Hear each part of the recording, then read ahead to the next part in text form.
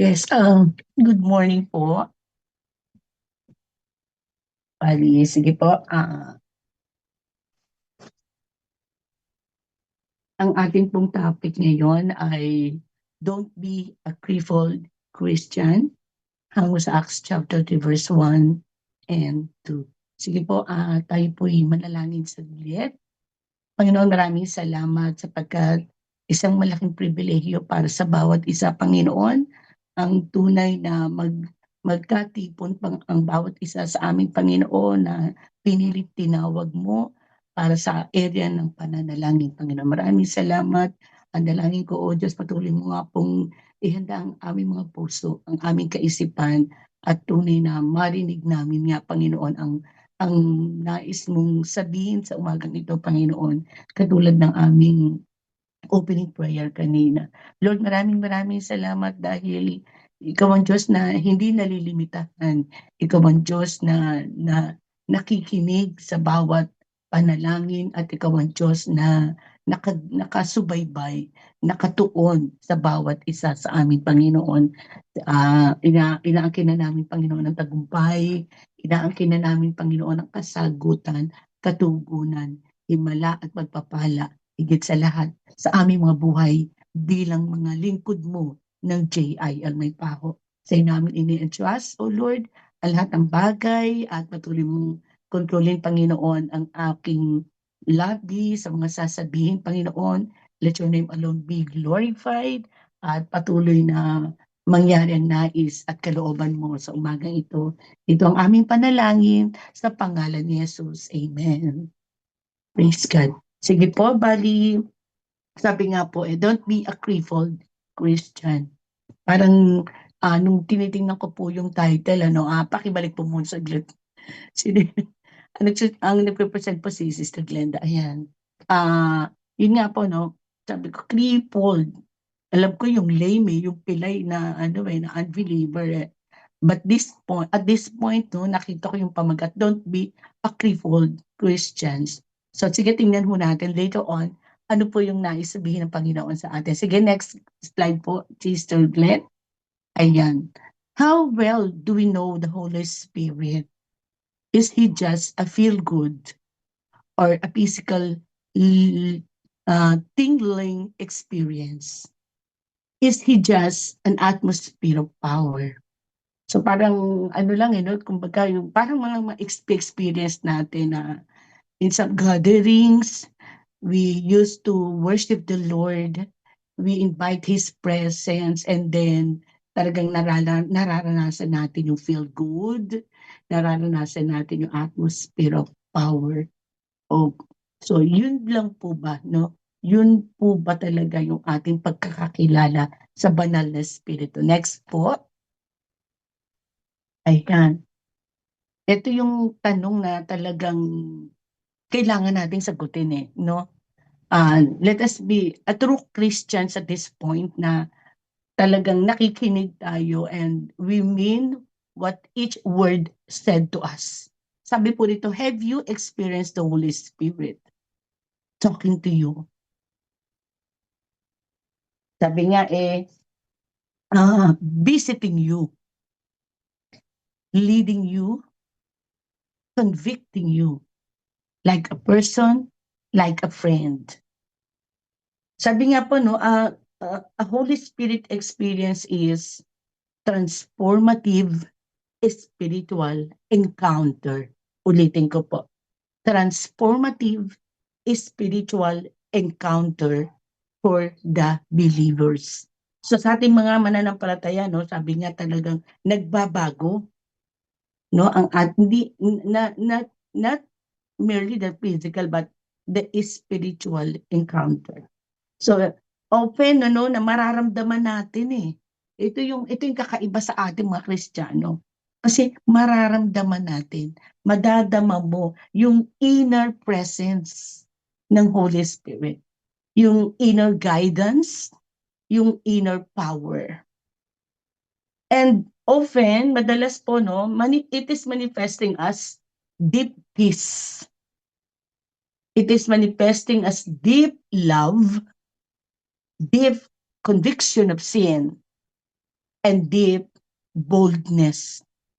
Yung kakaiba talaga, parang alam natin na kapag may tumayo sa harapan at talagang, ginamit ng Panginoon, iba yung pakiramdam mo, talagang mararamdaman mo siya, 'no?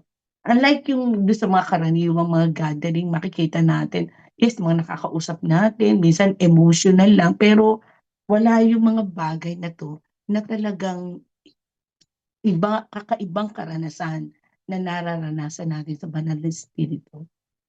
And sabi nga, madalas, meron tayong desire to live righteously. At ito yung hindi natin maitatanggi, when the Holy Spirit ay talagang nararanasan natin, it is often triggered through prayer, worship, and scripture reading. Kung minsan yung nandun yung yung nandun yung moment of deep need na alam natin yung kapagka nandun tayo sa kalagayan na bilang isang Kristiyano, hindi puwedeng hindi mo hahanapin ang worship, Hindi puwedeng hindi mo hahanapin yung scripture reading na especially 'no, kapagka nandun tayo sa service.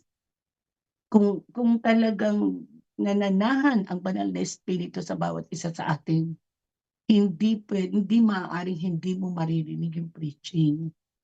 Hindi maaaring hindi hindi mo maibibigay yung oras na yun sa pagsamba sa Kanya. Because we are ordered by the Holy Spirit in our attending the service. So sabi nga po 'no, yung Holy Spirit kasi it leads us to empowered life. Yun yung kakaiba sa atin talaga. And yung head knowledge, yung maraming kaalaman, yung maraming katuruan na naririnig natin, it is the Holy Spirit na magtu-turn sa atin into love experience. Hindi mo lang narinig, kundi yung narinig mo is talagang na-transform sa love experience ng banal na espiritu sa ating buhay. So, it should be 'no, na talagang meron kayong talk one to another ng Holy Spirit, 'no? You really welcome the visiting na talagang mararamdaman mo ililid ka niya, Kung sensitive enough tayo, alam mo kung paano kang gagalaw at that time and in that particular place, in that particular activity. Well guided tayo ng banal na espiritu. So yun yung isang napaka-pribilehiyong pagkakataon na ibinigay sa atin ng banal na espiritu. So next slide, sabi nga po dito, the Holy Spirit in us, the Holy Spirit lives in us from the moment that we are born again. Yeah. Sabi nga po dito sa John 14:16 and 17, I will pray the Father, and He will give you another helper, that He may abide with you forever, the Spirit of truth, whom the world cannot receive, because it neither see Him nor knows Him. But you know Him, for He dwells with you and will be in you. Diba? Napakasarap lang isipin na hindi tayo nag-iisa talaga, He lives in us. Sabi nga po doon, the Holy Spirit lives in us and will be in us. Na talagang, siguro sa kahit anong pagkakataon, sa kahit anong sitwasyon, nananahan sa atin ng banal na espiritu if talagang makikita natin yung intimate, permanent residence niya within the believers. Sana lang na-acknowledge ng bawat mananampalataya na talagang meron tayong intimate, permanent residence ng Holy Spirit sa ating mga buhay.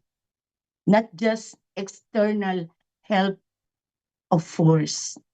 Hindi lang ito yung parang, halimbawa at point of time, in need ka, meron kang pangangailangan, maiisip mo kaagad yung isang tao. Yung in need ka, meron kang pangailangan, maiisip mo agad yung isang lugar.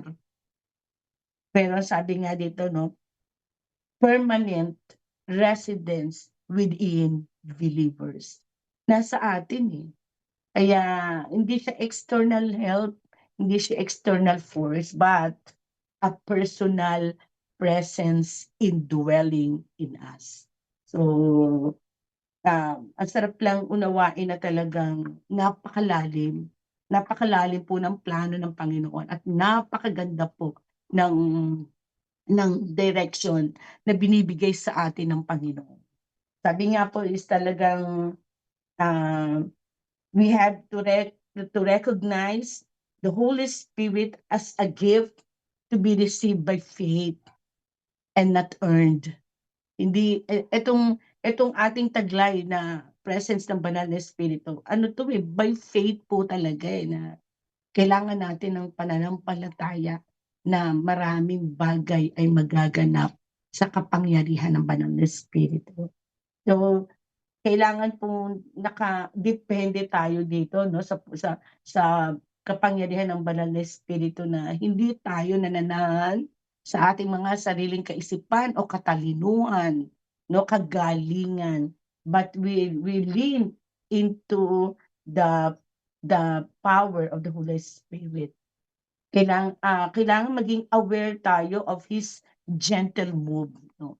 Alam natin kung ano yung kailangan nating gawin, na talagang andun pa lang tayo, Glenn, hindi pa tayo yan yung na aware tayo dun sa move niya, yung promptings niya sa atin, na parang kung minsan nakaupo ka lang, bigla lang ipapaisip ng Lord sa atin, manalangin ka, ipag-pray mo si ganito. No, kailangan aware tayo sa mga ganong pagkilos at pagbabago ng Lord sa atin at in a certain situation, ano, na parang deep down na down ka na, pero parang ipo-prompt ka ng Lord, mag-pray ka, anak, ipag-pray mo si ganito. Nandun tayo sa pagsunod, dapat aware tayo kung anong move ang nais ng Panginoon na ipagkaloob sa atin, ano. And more especially, sabi nga talagang embrace intimacy, no, na nananahan sa atin ng Panginoon, nasa atin siya, indwelling, embrace ho natin, yakapin natin, no, yung intimacy na yun. Move beyond theological knowledge. Hindi lang yung alam natin, yung mga naririnig natin katuruan mo simula pa nung una nitong series na 'to ng Holy Spirit. Lahat yun, ano, narinig natin, pero iba po yung sinasabing, ah, yung pagkilos na ginagawa sa atin ng banal na espiritu, we are so responsive to it, no? Yung magkaroon tayo ng ng interactive living with the Holy Spirit. Na kapag pinagawa sa atin ito, yung we are so responsive ba, na walang second thought, gagawin mo.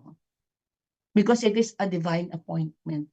Because it is a divine message from God, na kapag ginawa at sinunod mo ito, hindi mo lang alam kung ano yung miracle, kung ano yung magandang bagay na ima-manifest ng Lord at that particular time. So, dapat meron tayong interactive relationship with the Holy Spirit. Ay ina-allow natin yung counsel, ina-allow natin yung na palakasin tayo ng ating Panginoon, but through the Holy Spirit. Sige Glenda. The anointing of the Spirit is the single most important mark distinguishing believers from non-believers. Iyan. Ito nga ho yung parang talagang makikita natin, ano, from an ordinary man or individual sa atin bilang mga believers, no. Talagang sabi nga, a distinguishing mark. Important mark distinguishing believers from non-believers. Sabi nga po ng verse 30 ng Ephesians chapter 1, and now you Gentiles have also heard the truth, the good news that God saves you. And when you believe in Christ, He identified you as His own by giving you the Holy Spirit, whom He promised long ago. So, di po ba, no, parang kakaiba yung ano natin, eh, yung shield natin, eh, kakaiba po talaga, eh. Parang kumbaga nagtatrabaho ka sa isang malaking kumpanya, suot-suot mo yung uniform na may shield ng pinakamalaking kumpanya sa Pilipinas, eh, iba na yung tingin mo dun sa tao na yun, 'di po ba 'no? Kasi dala-dala niya yung shield nung kumpanya nila. Pero tayo sa totoo lang po, eh, talagang shield of all shield 'no, eto na yung selyo na talagang mache-cherish natin. Ito na yung selyo na talagang kasagutan at wala nang hihigit pa sa shield na ito. So sabi nga, kakaiba tayo, bakit po? We have transformed desire. Kung dati yung desire natin hanggang dito lang sa nakikita ng mata natin, ngayon iba na yung desire natin. Yung ako po mas madalas yung desire ko, hindi na dun sa nakikita ko, eh, beyond what I can see, yun yung nagiging desire na inilalagay sa'kin ng Holy Spirit. So, we have a transformed desire, we have a transformed thoughts, and transformed will. Yun po yung mga bagay na talagang automatically ginagawa ng Holy Spirit habang siya'y nananahan sa isang believer po. So sabi nga po daw 'no, we're going more and more and more into the image of Jesus because of the works of the Holy Spirit in our lives. So ito lang po talaga yung makakapag-transform sa atin na, hanggang sa maabot natin yung lalim ng pintig ng puso ng ating Panginoon. Amen. So, maliban kasi maging close ka talaga sa isang tao, hindi mo siya makikilala 'no, hindi mo hindi mo siya ganap na maa-appreciate unless you know him or her personally and deeply. So, gano'n din po tayo sa banal na espiritu. While we are, having this seal is talagang kakaiba kung na-experience mo talaga yung mga, ah yung mga overcoming situations na talagang nakita mo kung paano gumalaw ang banal na espiritu. Sabi nga po na next slide, one day, Peter and John went to the temple area. It was 3 o'clock in the afternoon, which was the time for the daily temple prayer service. As they were entering the temple area, a man was there who had been crippled all his life. He was being carried by some friends who brought him to the temple every day. They put him by one of the gates outside the temple. It was called Beautiful Gate. There he begged for money from the people going to the temple. So yun po 'no, nakita natin dito na,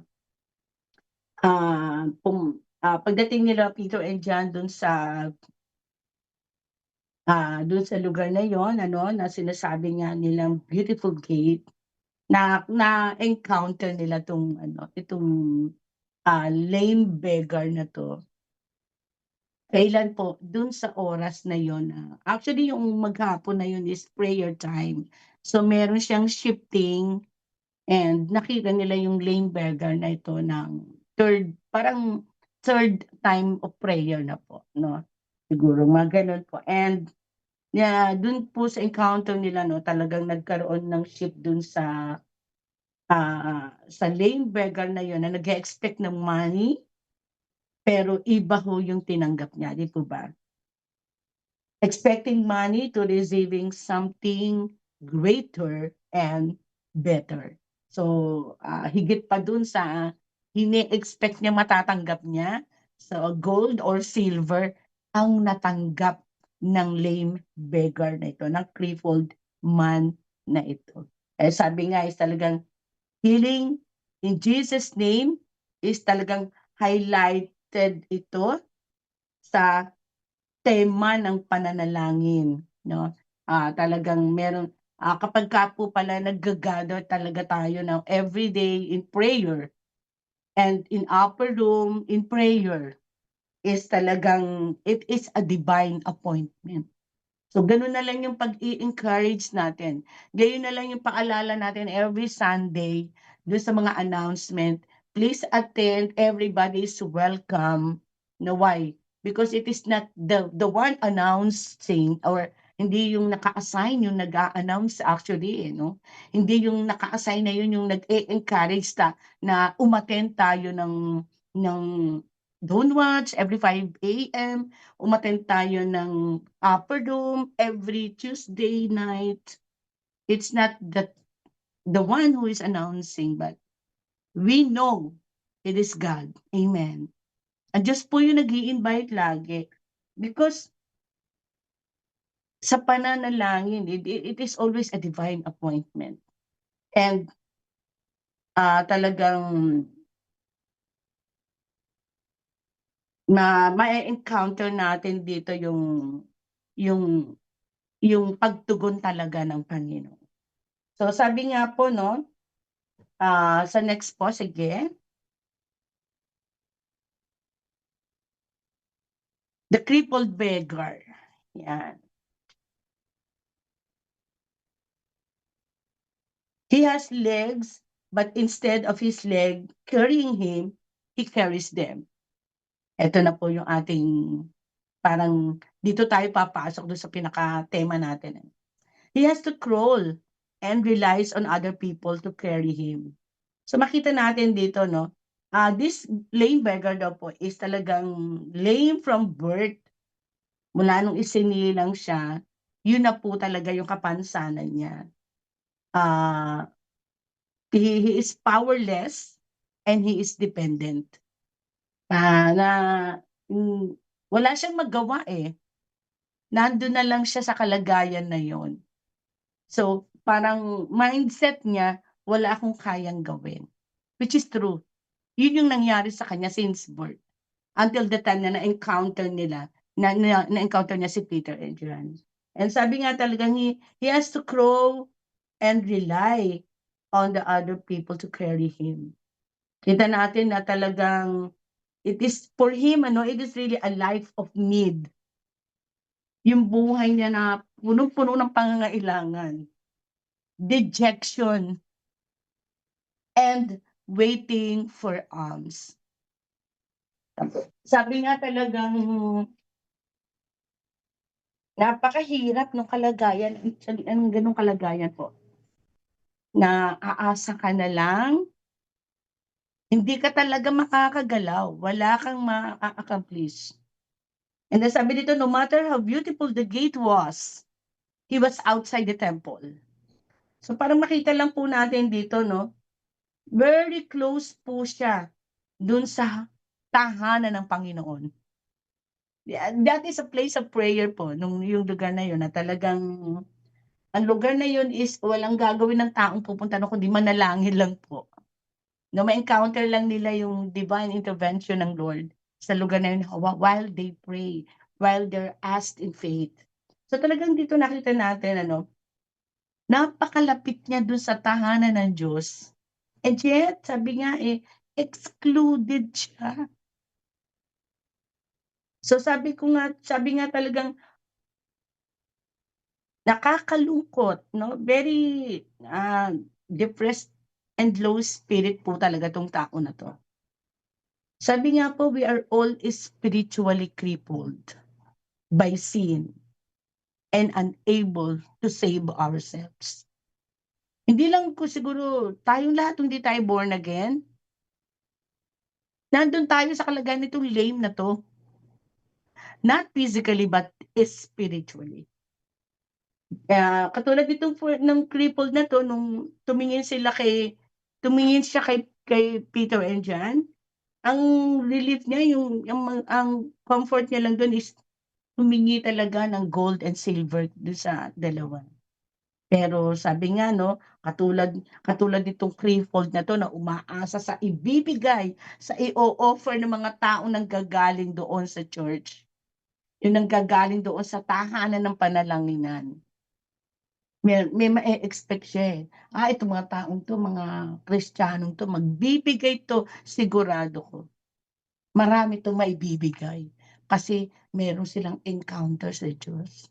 So yun ang inaasahan sa atin ng mga iba, no? Pero sabi nga Ang message po natin, hindi money eh, hindi temporary comforts.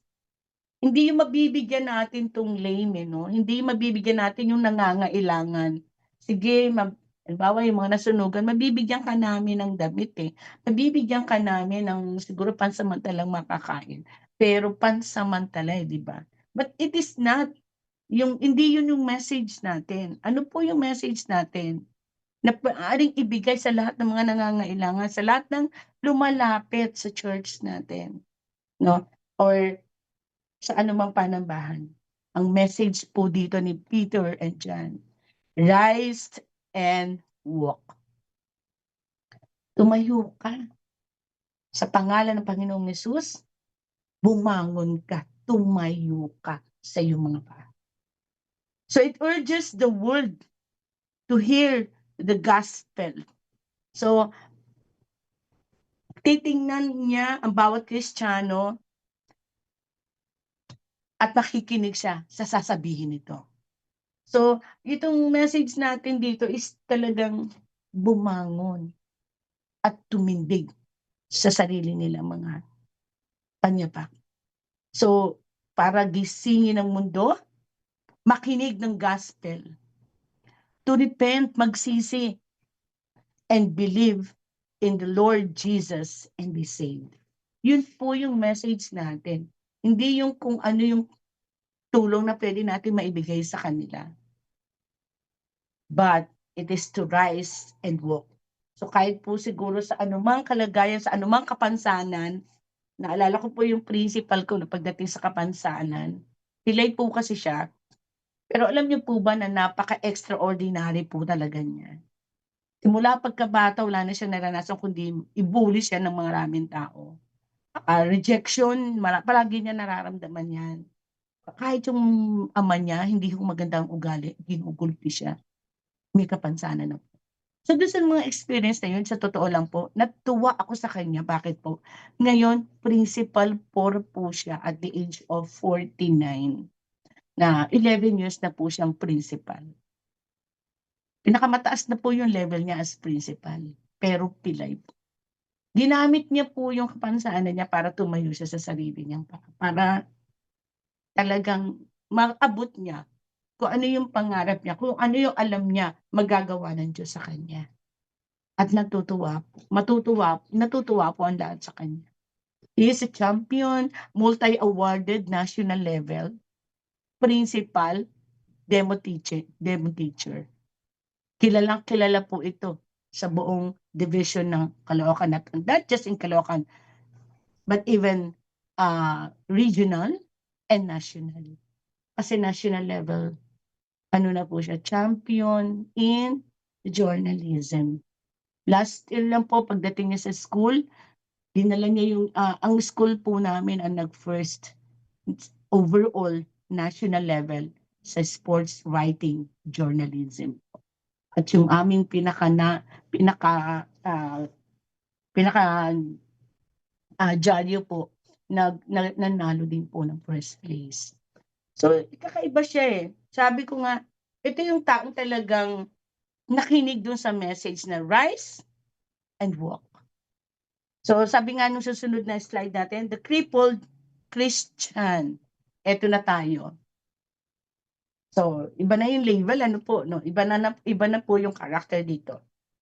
Sabi nga dito, have legs but don't walk. Legs are present but they don't carry us. Yan. Legs are present but are carried to the temple by others. Ito yung lame, eh. Meron siyang legs, kaya nga, di ba nga, lame, binubuhat siya. Pero binubuhat siya. Everyday ho yun, dinadala siya dun sa temple. Legs are present but sits at the gate instead of entering. Imagine, nandun na nga siya sa temple, eh. Hindi pa siya pumasok, nandun lang siya sa gate.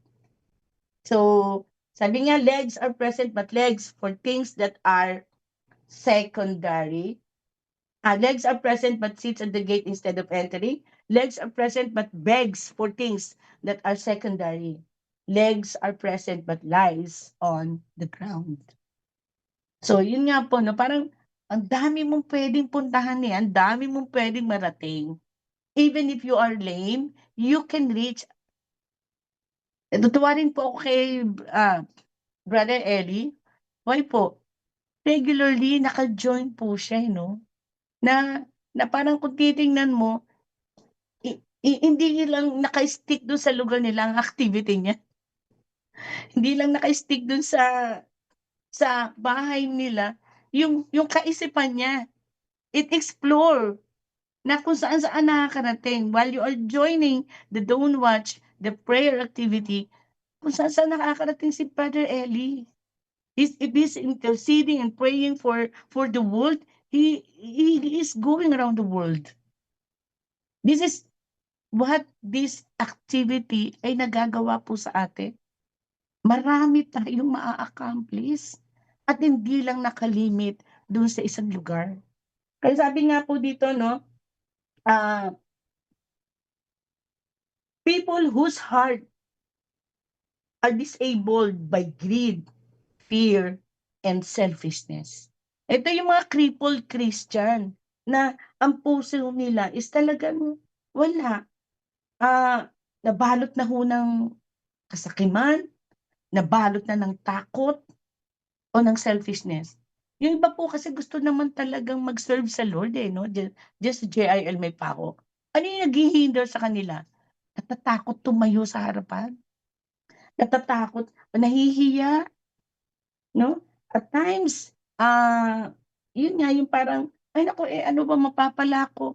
Parang kung minsan mas marami akong magagawa kung ganito yung ganyan. So, talagang eto po yung tinatawag nating crippled Christian na it it limits our effectiveness.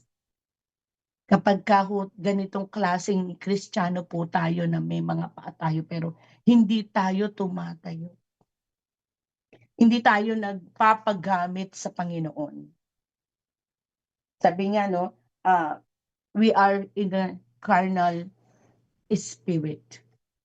Carnality na po yun na talagang napakagaling mo sanang mangaral, napakaganda sana nung choir natin kung lahat nag-i-involve. Napakaganda sana ng ating church 'no, kung lahat tumutulong, kung lahat nagkakaisa. So it's sad not that the man was crippled. Nakakalungkot dahil hindi dahil sa crippled siya 'no. It's not the fact that he he he is lame. What is sad is that not how he is, but where he is. Nakakalungkot kasi hindi naman dahil pilay siya, hindi siya makalakad. Ang nakakalungkot, nandun na siya sa templo. Amen. He's not in the temple. He was at the temple. Nasa templo siya, but he is not in the temple.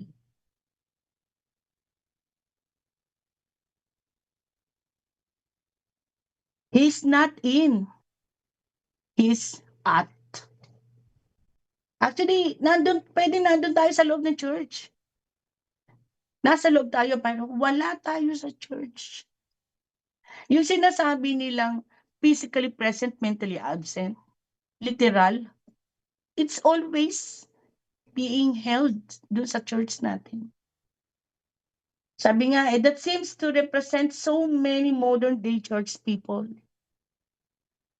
Ito na, nire-represent na nito yung napakaraming modern church people of our time who are always at church but never in church. Pag sinabi natin in church, we're so sensitive kung anong gagawin ng Holy Spirit, what is the next move?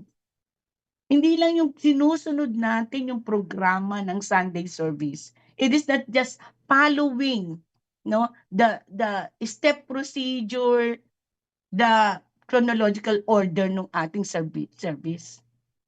But it is feeling, no, yung talagang nararamdaman mo kada parte nung service. Simula sa opening prayer hanggang sa matapos ito sa closing prayer.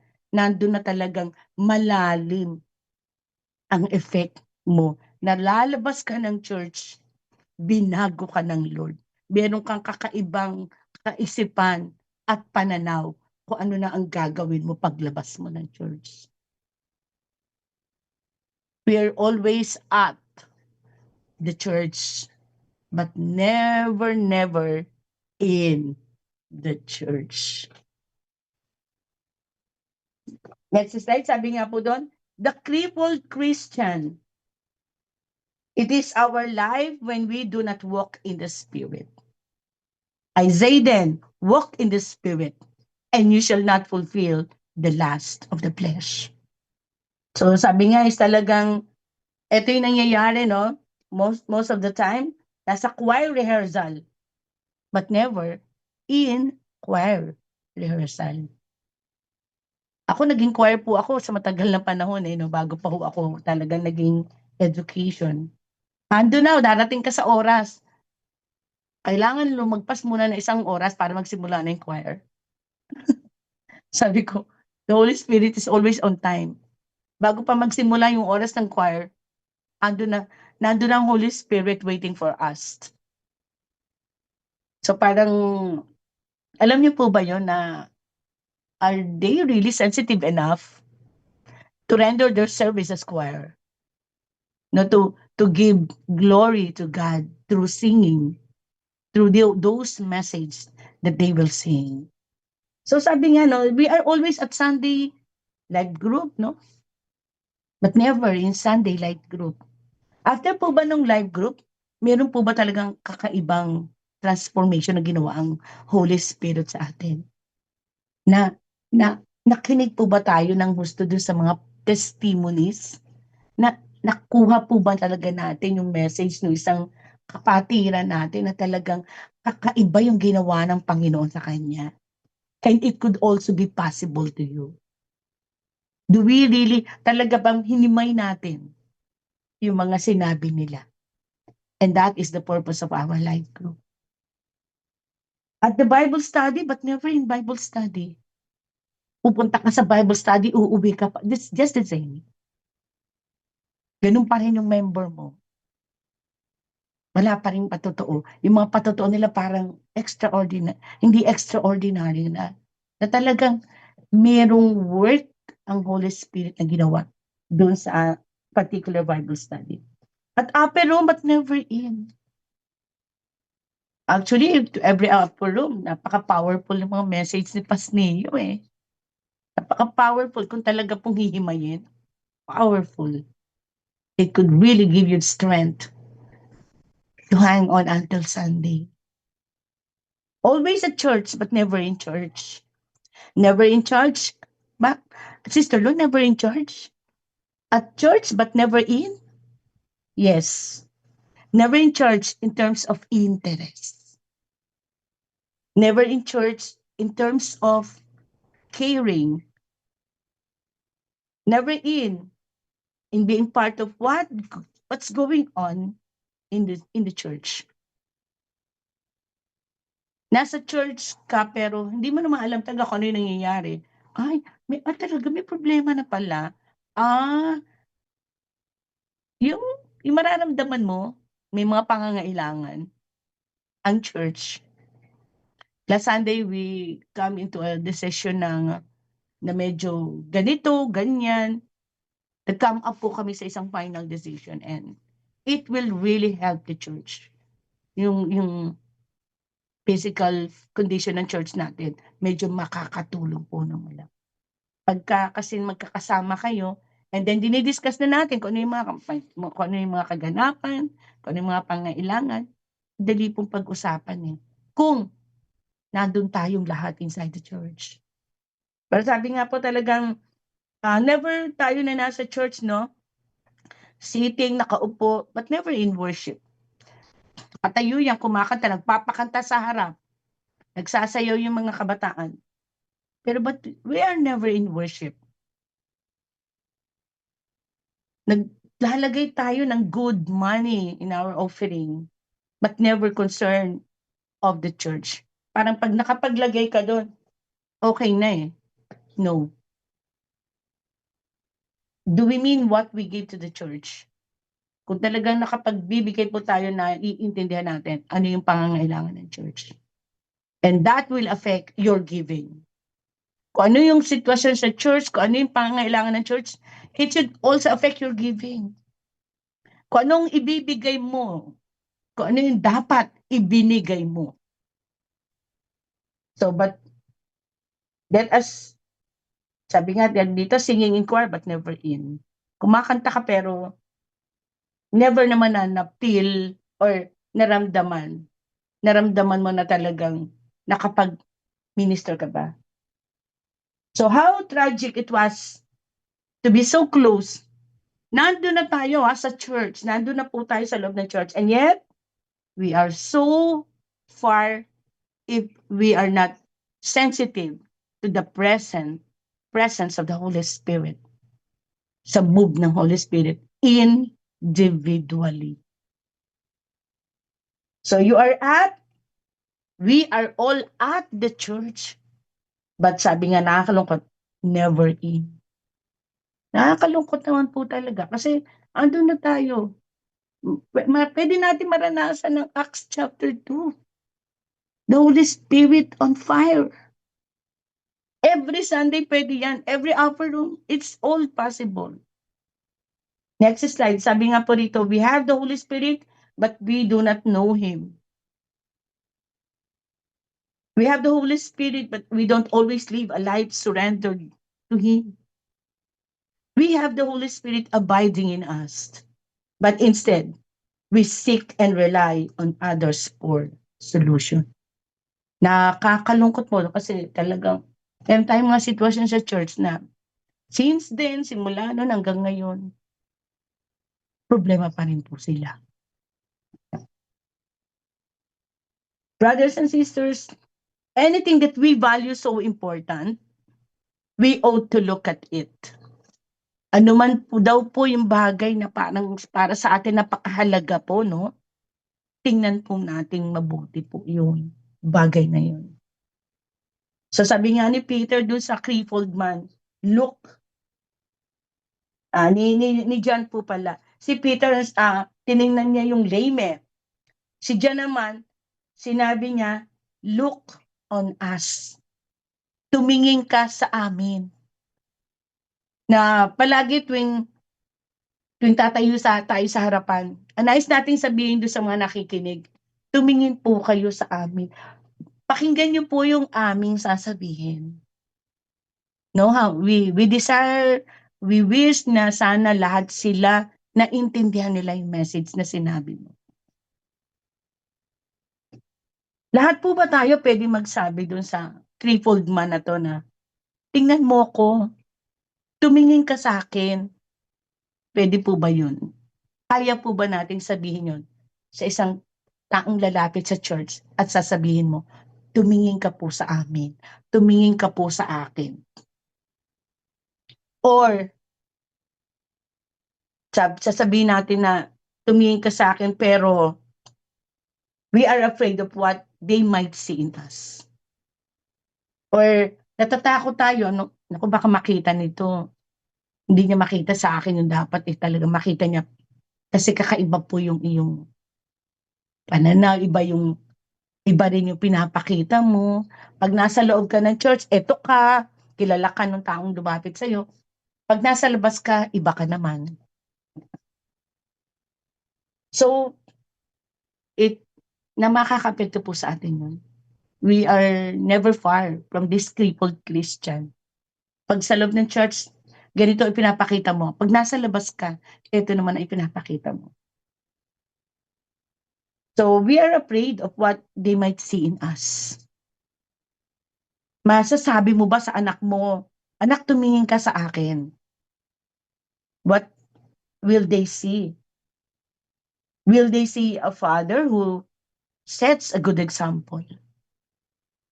Will they see a father who is devoted to the family and to Christ? Makikita ba ng anak mo na sinasabi mo, tumingin siya sa'yo? Makikita ba ng anak mo yung dapat na ine-expect ng Lord makita sa'yo. Ganon din tayo sa ating mga workplace. Kapag may nangangailangan, pag may lumapit sa'yo, sabihin mo sa kanya, tumingin ka po sa akin. So, meron tayong calling, no? Especially when we are always in the prayer. So, we ought to know that we are responsible for the life we live in. We can tell the world, if you want to know what is a child of God look like, look on us. Dapat po yung kapag ka lumapit sa church natin ng JIL, may pako yung isang tao. Kung nais mo makita ang isang tunay na anak ng Diyos, tumingin ka po sa akin. Dapat kaya po nating sabihin yun. No? We walk and talk in the flesh and not in the power of the Holy Spirit. Sabi nga po dito, these are the crippled Christians. We do not know, next slide na tayo. Okay? We walk and talk in the flesh and not in the power of the Holy Spirit. We don't bear lasting spiritual fruit because of the busyness and distraction in life. Ayun po. Nakakalungkot nga po, no? At times, may mga kailangan natin puntahan. In-encourage na pumunta tayo, hindi tayo makapunta. May trabaho tayo, may mga activities. We operate only in the natural realm. Our achievements are the results of our own efforts and they are minimal. So sabi nga po talagang kung ano daw po yung mga achievements natin, galing yun doon sa ating natural realm. Na hindi tayo medyo talagang nag-respond doon sa move ng Holy Spirit sa ating mga buhay. Kaya nga po, sabi ko, nagpapasalamat po ako sa Lord na talagang anuman po yung mga bagay na na-experience ko po in terms of my work and my family, ang dami pong in-accomplish ng Panginoon because our family really let the Holy Spirit move na talagang inalaw namin, tinanggap po namin, niyakap namin yung intimacy with God na talagang ma-encounter ng family at ma-encounter ko personally. No, sabi nga, most of us are not the people God uses in big ways. He uses us in little ways, but not in big ways. Kung titingnan po kasi natin, talagang makita mo, may mga reverend, may mga talagang magagaling silang ginagamit sila talaga mightily ng Lord, no? Lalo na kung nakikita natin yung worldwide JIL, no? Na mga services nila. As in talagang naipatayo ng Lord yung ating worship service sa Bunlo, iba pa po yung nando sa North Zagaray. Nakita natin mga accomplishment ng Lord. And ano po yung accomplishment ng Lord na talagang very much na talagang niyakap ni Brother Eddie yung mission na yun and vision na yun. 60 countries na po ang JIL worldwide. Kakaiba po yung ating director. Yung spiritual director na ibinigay sa atin ng Panginoon. Talagang hinihimay niya bawat kilos, bawat move ng Holy Spirit. And sabi nga po, a crippled Christian does not deny the Holy Spirit, but he lives in his life without relying on him and thus lives a difficult, boring, defeated Christian life. Kung ano man pong problema meron tayo, next slide na tayo. Yan. Sige pa. Yan. Kung ano man po yung na-encounter natin, sabi nga, di po ba, where the church goes, where the prayer people goes, the nation goes. Pero ano hong klaseng sitwasyon meron tayo ngayon sa bansa? Napakadami po. Alam natin yan. Napakaraming problema. And this could define what Christian group do we have in the Philippines. Next slide. The work of the Holy Spirit in us. He indwells us to stay in touch with God through our prayer life and ministry. He helps us carry the weight of the load of life. Amen. Kung ano man po yung sitwasyon ngayon ng mundo, kung ano man ang sitwasyon ngayon ng bansa, we have something na magagawa para sa sitwasyon na yun. Meron tayong kakaibang magagawa para sa sitwasyon ng ating bansa. Christian life will become a difficult yoke and the ministry will become a heavy burden without the Holy Spirit. So let us just really rely on the Holy Spirit. Sabi nga, how to experience the work of the Holy Spirit? We already have the Holy Spirit in all His fullness. But we must endeavor to get to know Him personally more and more on a daily basis by spending more time talking with Him, loving Him, living in harmony with Him, and listening for His quiet voice is speaking into our spirit. Amen. So talagang ah isa lang ako kasi po talagang mula na naging born again ako, iba po yung tingin ko talaga kay Brother Eddie, eh. So parang yun siya ho kasi yung naging ano ko, yung strength kahit sa anong klaseng problema.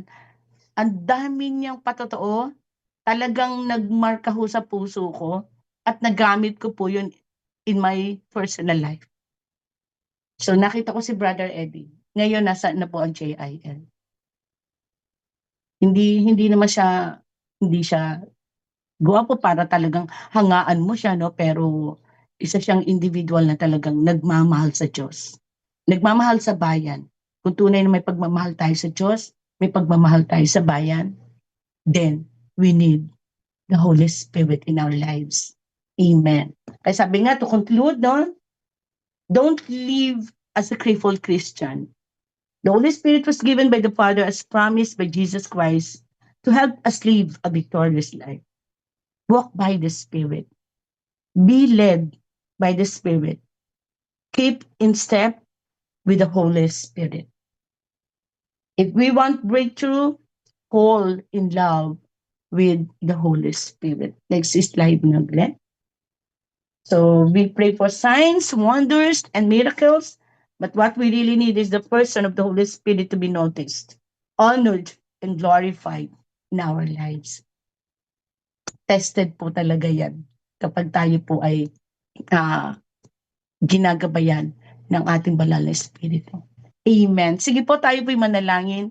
Lord, maraming salamat po sa pagkakataon na tunay na ikaw ang siyang nagpahayag, Panginoon, sa aming kalagitnaan. Hindi po si Sister Lon na tunay na nagbigay ng mensahe, but Lord, we thank you for that revelation. Salamat, Panginoon, sapagkat naunawaan mo ang bawat isa sa amin. Lord, at times we are like the crippled man, Panginoon, that we are in pain, but we know, Lord, you have a plan. May plano ka, Panginoon, sa bawat isa sa amin, Panginoon. Even, Lord, dun sa gitna ng aming limitasyon. We used to limit our circumstances. And we pray, Lord, continue, Lord, to cleanse our hearts. Forgive all our shortcomings, Lord. Forgive us. Patawanin mo kami sa lahat ng mga bagay na hindi namin nagawa. Patawarin mo kami, Lord, sa mga bagay na ginawa namin pero hindi dapat. Patawarin mo kami, Panginoon, sa napakaraming pagkukulang ng JIL May Paho. Even, Lord, sa area ng evangelism. If most of workers, leaders, have been crippled in so many times in the past, hinihingi namin ng kapatawaran, Lord. We ask for your grace, Lord. We pray, Lord, for perseverance. We pray for patience, for joy in affliction. Na kung kami man po dumaranas, Panginoon, ng maraming bagay, Lord, let your joy, let your peace, ay maranasan nga po ng bawat isa. Lord, thank you for as we ask for our needs, palagi kang tumutugon. Ano man ang pangangailangan, Lord, anong mga kagalingan ng nais ng bawat isa sa na narito ngayon, Panginoon. Ipuin mo na yung Banal na Espiritu, Lord. Oh, we ask for your mercy. We ask for your grace, Lord. Pagalingin mo anumang karamdaman. Pagalingin mo, Lord, anumang spiritual cataracts. Lord, our spiritual eyes and ears, kung ano man ang problema, Panginoon, heal each one of us. Heal any spiritual hindrances, Panginoon. Hayaan mong maranasan namin yung tunay na kalayaan, Panginoon, sa aming paglilingkod sa JIL ni Pao. We're not really worthy of your calling. Marami pong mga bagay, Panginoon, na na-skip namin, Panginoon, na hindi namin natutugunan. Lord, thank you. Dahil napakaraming pagkakataon. Nasa templo kami madalas, Panginoon. And make each gathering, Lord, worth staying. Na sa tuwing pupunta kami, Panginoon mo, worth po yung pagpunta namin. Because the Holy Spirit is so powerfully moving in our lives, God, in our hearts, in our minds. At hayaan mong sa taong 2026, hayaan mo, Lord, na masimula namin ito, Lord, with all power, with all the control of the Holy Spirit in our lives. Thank you. Maraming salamat, Lord. And we pray, God, na patuloy nga pong na nihiling namin, Panginoon, na patuloy na ang buhay namin ay maggamit mo so that we could show compassion, Lord. We could show support, hindi awa, kundi, Panginoon, yung support na tunay na maibibigay namin para sa lahat ng pumapasok sa church. And even more, Lord, we ng bawat isa sa amin na habang ginagamit mo, Panginoon, sa area ng pananalangin, patuloy na nandun ang pagtitiwala sa iyo, Panginoon, that we will have an inheritance. We will have our future. Your promise of resurrected, perfected bodies, free from all suffering through Christ Jesus. Panginoon, maraming salamat sa lahat ng kasiguruhan, sa lahat ng tagumpay na pinagkaloob ko sa JIL Mipaho. Maraming salamat sa napakaraming mga bagay pa na inilalaan mo for 2026. Sa napakarami pang mga kaluluwa na dadalhin mo, Panginoon, sa JIL Mipaho. We thank